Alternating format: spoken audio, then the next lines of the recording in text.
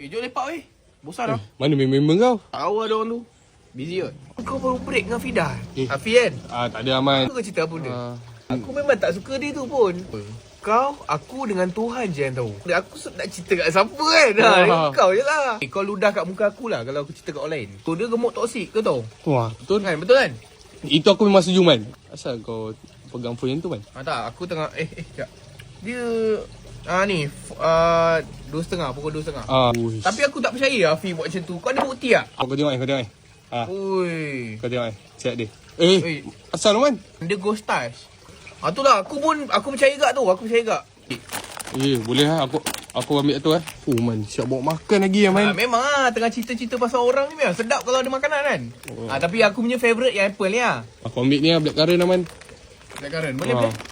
Kau gentle lah kau simpan rahsia ni. Tak adalah besar mana pun masalah rahsia kau ni. Bagi aku besar agak Man. Ya.